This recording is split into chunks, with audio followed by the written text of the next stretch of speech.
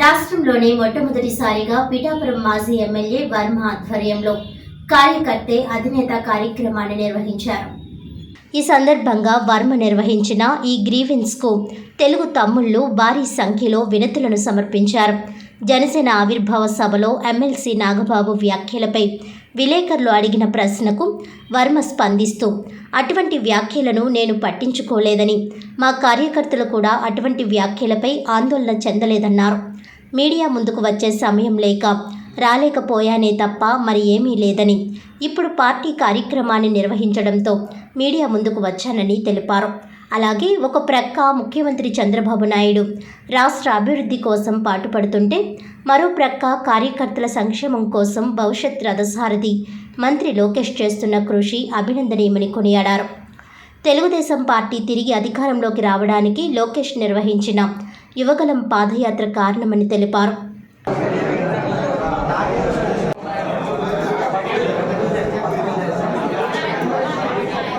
అంటే ఒక పక్క చంద్రబాబు నాయుడు గారు రాష్ట్ర అభివృద్ధి కోసం పోరాడుతుంటే, ఎక్కడికక్కడ అహర్నిశలో కష్టపడుతుంటే, వేళ నారా లోకేష్ గారు పార్టీ కార్యకర్తల కోసం, మన భవిష్యత్ తర తెలుగుదేశం పార్టీ రథసారథి పార్టీ అభివృద్ధి కోసం, పార్టీ కార్యకర్తలు పార్టీ కుటుంబాల కోసం ఏమి చేయాలి, వాళ్ళని ఎలా ఆదుకోవాలనే ఒక ఆలోచనతో ఈరోజు తెలుగుదేశం పార్టీని నడిపించే నాయకుడు నారా లోకేష్.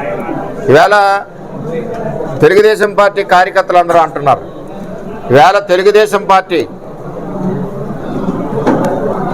జగన్మోహన్ రెడ్డి ప్రభుత్వం వచ్చినప్పుడు పార్టీ ఓడిపోయినా పార్టీకి నేనున్నానని ముందుకొచ్చిన నాయకుడు నారా లోకేష్.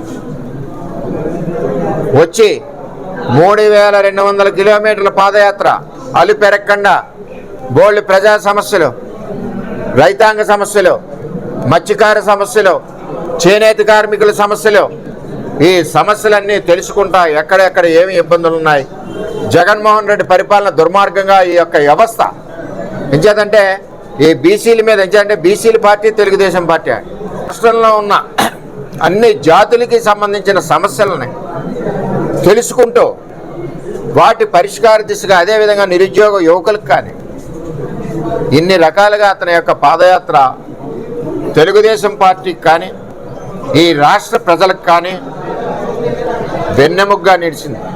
వేళ తెలుగుదేశం పార్టీ ప్రభుత్వం జెండా ఎగరేసిందంటే తెలుగుదేశం పార్టీకి ముఖ్య కారణం యువగలం పాదయాత్ర చేసిన నారా లోకేష్ గారని చెప్పి నేను తెలియజేస్తా ఉన్నాను.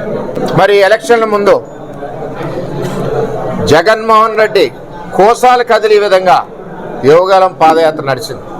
అందుకే ఎక్కడికెక్కడ గొడవలు, రాళ్లు, అర్ధరాత్రి కరెంట్లు తీసేయడం, పాదయాత్రకు ముందుకు సాగకుండా జగన్మోహన్ రెడ్డి ఎన్ని కుయ్యెత్తులు పన్నా నారా లోకేష్ గారు భయపడకుండా, వెనక్కి తిరిగి చూడకుండా 3200 కిలోమీటర్ల పాదయాత్ర చేసి తెలుగుదేశం పార్టీని బలీయంగా, అత్యంత బలీయంగా నిలబెట్టిన నాయకుడు నారా లోకేష్ గారు. ఆయనకి ఎప్పుడు కూడా నిరంతరం పార్టీ కార్యకర్తలు కానీ, పార్టీ కార్యకర్తల కుటుంబాలు కానీ ఏ విధం అవుతున్నాయి, ఏమి సహాయపడాలి, వాళ్ళకి వాళ్ళ ఆస్తులు అమ్ముకుంటున్నారు, కేసులకు ఎదురెళ్తున్నారు, ఎంతోమంది చనిపోయారు ఈ పార్టీ కోసం.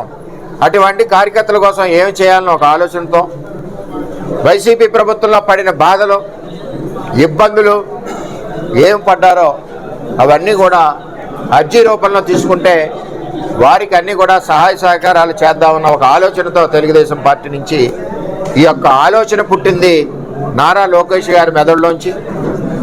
అదే చంద్రబాబు నాయుడు గారు ఇంప్లిమెంట్ చేయమని ఆదేశాలు ఇవ్వడం ఈరోజు రాష్ట్ర వ్యాప్తంగా తెలుగుదేశం పార్టీ కార్యకర్తలకి నిజంగా పోరాడిన కష్టం, దెబ్బలు తిన్న కష్టం, కేసులు పెట్టించుకున్న కష్టం ఈవేళ ఎంతో ఆనందంగా కార్యకర్తల మొఖాల్లో కనపడుతుంది.